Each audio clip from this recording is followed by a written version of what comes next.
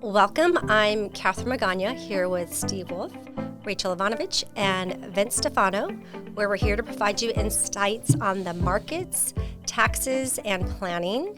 So here we are a week later. Today is February 6th, and in the last week, the markets had a lot of movement and a lot of talk about tariffs and Trump and all that fun stuff. But just to recap where we're at from last week, we're actually pretty much even as of today's, where the market's at this morning. So with all the movement, we haven't moved. We haven't moved, no, but it was a little It's interesting. like a slow dance, you just kind of go in a circle and you end up in the same spot. Place.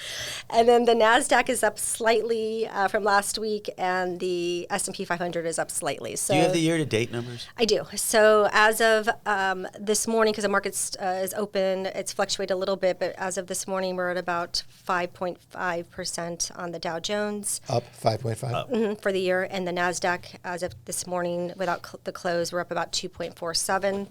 And the S&P 500 3.43. So, so far this year we've had a pretty decent run up. But once again, on Sunday with the news coming out, and on Monday with the markets opening down, we thought we were going to be in The news coming out about the tariffs, you mean? about the tariffs, yes, and we thought definitely we were going to be in for a ride, but it all changed pretty quickly when Canada and Mexico decided to extend for 30 days their negotiations with the U.S. So we'll see what happens, but that at least bought us some time. I think a lot of...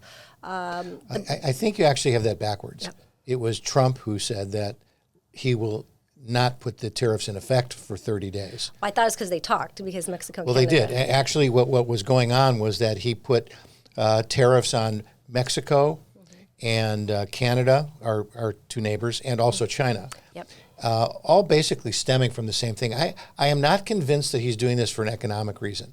I think this is more politics. Negotiation skills. It's too. definitely, Yeah. he's using this as bargaining chip. Yep. Because he's using the reason, excuse, whatever you want to say, of all the illegals who are bringing fentanyl in and killing our kids and whatever.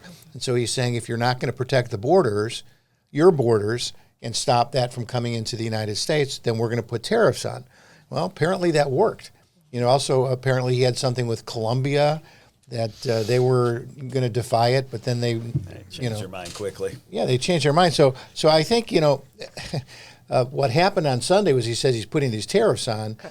And so on Monday, the market opened, I think it was, 600 points down on the Dow or something? If not more.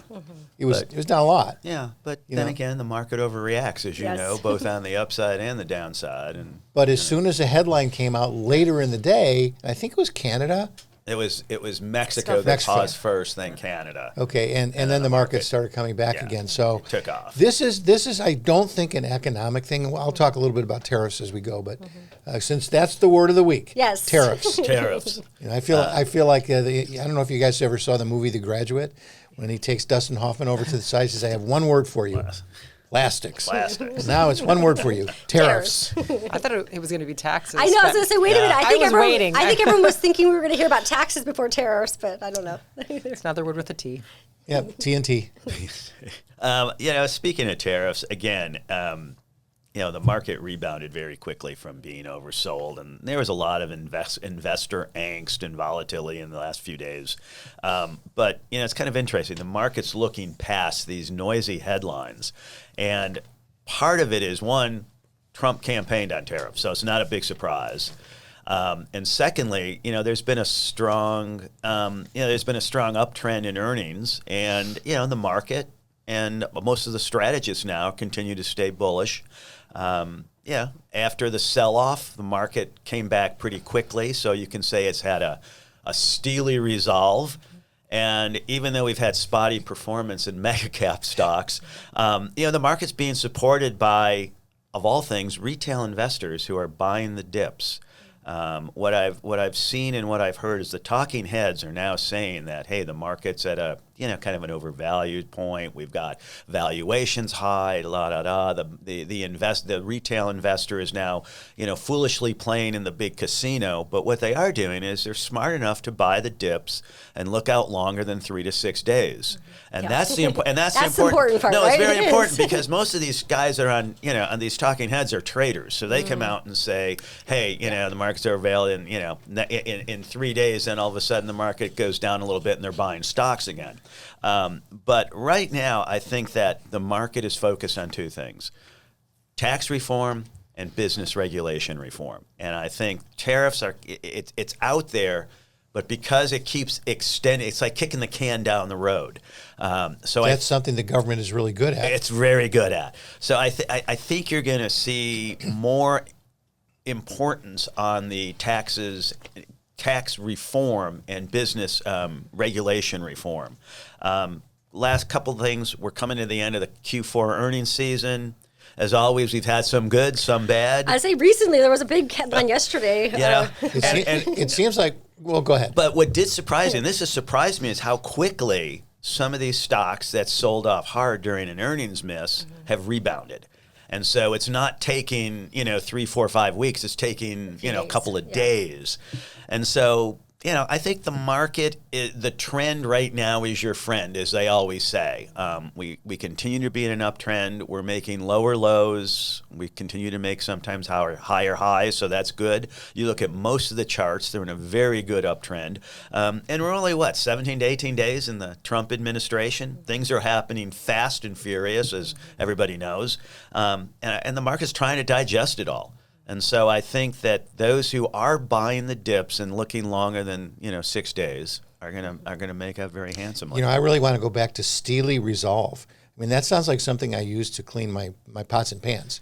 Steely Resolve, isn't that a? Well, I think there was something with steel, but I'm not sure if we want to talk about it on a podcast. But you're right. I mean, it's Steely Resolve. But even we kind of do this. Week by week, we say, here's what the market's done, and truthfully, the market's going to go up, it's going to go down.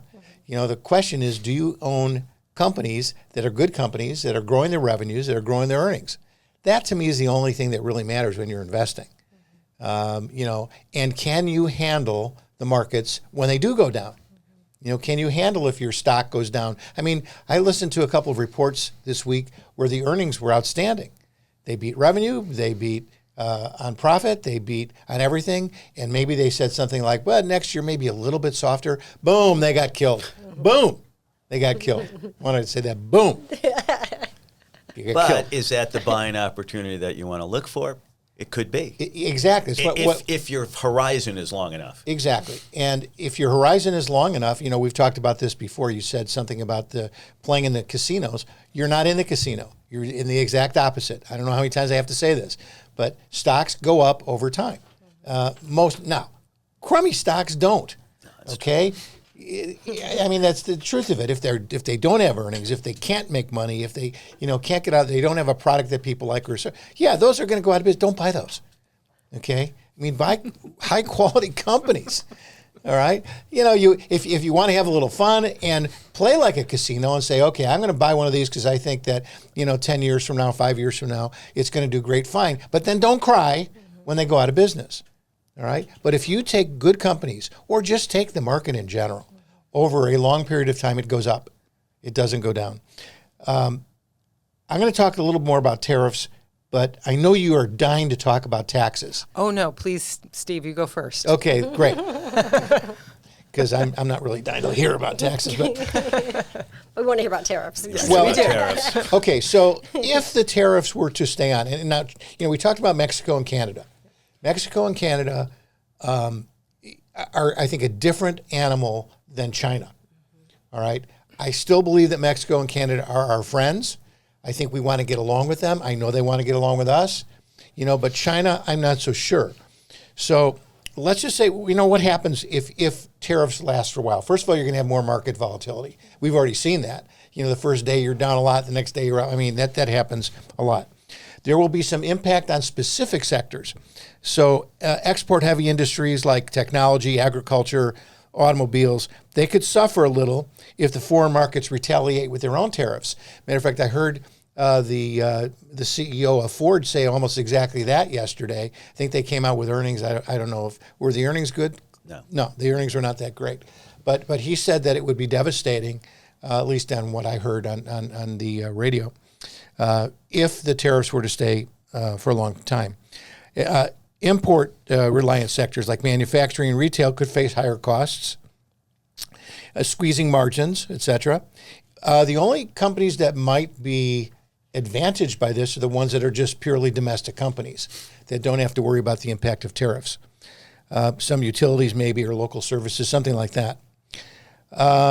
Inflation and consumer spending. There's no question that if you have tariffs, I think inflation has to follow. Especially if there's a retaliation. Our goods and services are more expensive than theirs are more expensive. Then we take another jump up and another jump up. Pretty soon you're really hurting now. Now, it could be that the government says, okay, but we're going to lower taxes or something like that, and that could offset part of it. But, I'm not a big fan of tariffs for an economic thing. What Trump is doing right now is more political, and so far it's working. So, we'll give him some credit where credit is due, but let's hope that it doesn't last a long time. Corporate profits could get hurt, and trade wars. Trade wars are really what you don't want. All right, because now you're going to have, let's say we have a trade war with China. I mean, that could escalate into other wars, which we certainly don't want. So bottom line is that for the short term, I think tariffs create market turbulence. They affect certain sectors more than others. There could be some economic adjustments, business responses, etc. But let's hope that for all of our sake, that tariffs are just a temporary bargaining tool. That is my explanation of tariffs. Boom. Well, boom. Again, the thing about tariffs is, people keep trying to anticipate what's going to happen with the tariffs going forward. And until you actually start seeing a lot of this become law of the land or, actually be, enforced, it's all speculation. And so the market, again, hates, as I said it so many times, the market hates uncertainty. And the tariff situation provides a lot of uncertainty in the market. Now, the other... I was going to say, but don't you think the market sometimes prices that in? Yeah, it does. Because I think we knew, but we didn't know it was going to come so quickly and to the extent. Yeah, it does. And I think that it's still a bit uncertain because I don't know what's going to happen after 30 days. Yeah, sure. But, again... If you had to guess, what's your guess? What will happen? My guess is everything's going to stay exactly where it is. It's going to stay paused because Mexico and Canada they've put troops on the border, and they claim they're going to cut back. They're going to help cut back on the fentanyl that's coming into the United States. So that's what Trump wanted. That's what Trump got. More importantly, I think Canada has appointed a drug czar. I think they got a drug czar. Mm-hmm. Yeah. But more important, you touched on something about earnings, and they always say earnings are the mother's milk of stock prices, and you're absolutely correct. The better the earnings, the better the revenue. Stocks do incredibly well. My guess is that this year, and I've said it before, the first half of the year is going to be good for the market. I think the second half is going to be a little more volatile as we kind of get through a lot of the first 100 or so days of the new administration. I still think that the place to be, a lot of the new energy stocks, a lot of the technology names, and what I'm hearing now is, and a lot of people are talking about AI, and we've talked about it so much, but the real long runway now for AI is in software stocks. And that's because, more and more of these big companies are establishing their data centers, they're putting in their stacks, and once they do that, they need to bring in the critical software to run their companies. So look at software names and pick some of the better ones where you think they're going to be the best in the next 3 or 5 years.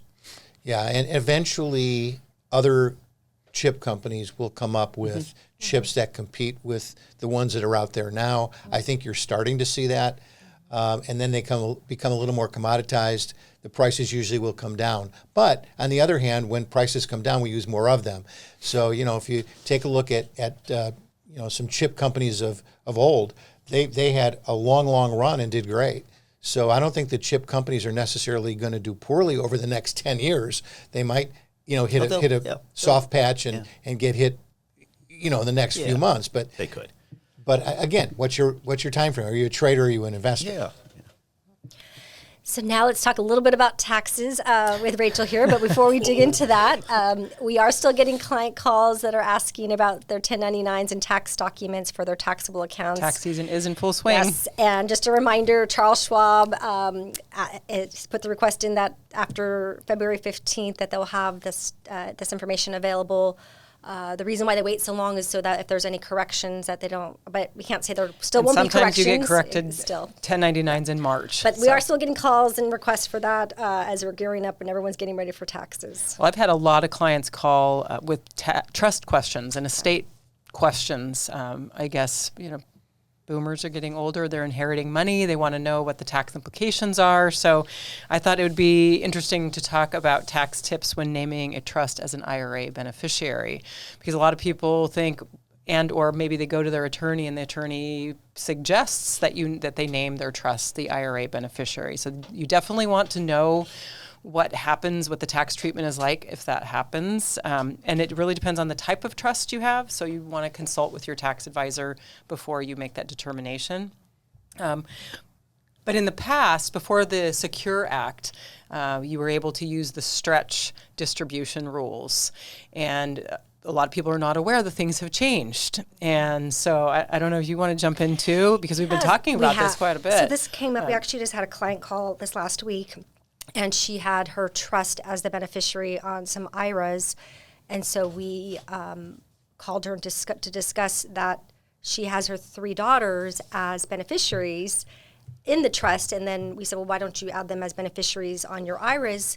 And the reason why you want to do that is because then each of the daughters can then control that 10-year distribution instead of it being in the trust, and then the trustee administers and figures out who, when they're going to get that money based on the rules. So. Because when you list your trust as the IRA beneficiary, it's really the trust itself that's the beneficiary. And therefore, the taxation is different. And there are really only a couple of rules for that. So you can take a lump sum, the trust can take a lump sum distribution, and once you pass away, that trust becomes irrevocable, and therefore the rates accelerate extremely quickly. I want to say it's right around $15,000 where you hit the 37% bracket. So it's very pricey if you set it up that way if you're not careful. But then also what we find is, it is case by case, because if you do put your trust, there might be a reason. Maybe you have minors, or maybe there's some special needs, or there's some other reasoning that you have the trust as the beneficiary for the IRAs. But typically, I think, especially like you said, with the Secure Act of 2.0. So the Secure Act basically created something called an eligible designated beneficiary. So that's basically a surviving spouse or owner's children who are not 21 years old yet, or chronically ill individuals who are not more than 10 years younger than the account owner. So you definitely want to consult with a tax advisor. The rules are extremely complex, but don't just simply put your trust as the IRA beneficiary. I've seen that about 4 times since the year started. And it's not good news to tell somebody. Yeah. So once again, we're here to, if you have any questions about that, let us know. We're here to help you, as well as we'll talk, go over your estate with you. Obviously, your estate planning attorney will help with the trust, but we're happy to share some insights and work with you. Yeah, it's something you want to do before you die. Yes. Yes. Because once you're dead, that it is what it is. But you want to make sure that your wishes and that the money actually goes to your beneficiaries and not necessarily the government, because there are ways to structure it so that your beneficiaries can keep more of the money. Well, you think I'm kidding, but we had a client who had beneficiaries for his IRA, and he got divorced and hadn't changed them. So now he's dating someone else, about to get engaged, and I think he got engaged. And we said, well, you may want to change your beneficiaries. And so he said, oh, yeah. So we sent him the paperwork, and a couple months later, he still hadn't done anything. So he said, we're still waiting for the change of beneficiaries. So yeah, I'll get to it. Another couple months goes by, still hadn't done it. Then another couple months by, he had a massive heart attack and died. So when he died, of course, now there's a fight between everybody. Yeah. And it's ugly. So you never know when your time is up. If you think that you need to do something, especially with something like that, do it now. Don't wait. It might cost you a couple bucks, but a couple hours. It will. It's give you peace of mind knowing everything's set absolutely. up. And how you unless you really don't give a crap about your heirs, and there are people who don't. But if you do it immediately, right? Agree. 100%. Okay. Yes. Boom. Boom. All right. That's the word for that. The I think word of the day. that's the word of the day. It's not tariffs, it's boom. Boom, we're done. All right, anything else for today? No. All right. Other than the one thing is that the fear and greed index, just wanted to hit on that real quickly, and that we're currently at 41, which is in the fear territory, but in the upper end. 25 is the lower end, 45 is the upper end. Go above that, you're neutral. Below that, you're in extreme fear. So we're starting to push down into the fear category, and I think it's because of tariffs. I was waiting for all the Tariff and taxes. Tariff, taxes, and the fact that the market continues in an uptrend. Well, let's hope. All right. So that's it for this week. We will see you guys again next week. Thanks for listening. Thanks. Please stay tuned for important regulatory disclosures. WWM Financial is an SEC-registered investment advisor. The opinions expressed in this program are for general informational purposes only and are not intended to provide specific advice or recommendations for any individual or on any specific security. It is only intended to provide education about the financial industry and how we may be able to assist. To determine which investments may be appropriate for you, consult your financial advisor prior to investing. Any past performance discussed during this program is no guarantee of future results. As always, please remember, investing involves risk and possible loss of principal capital. Tax considerations presented may not be appropriate for every individual circumstance. A tax professional should be consulted before making any decisions about your tax liability.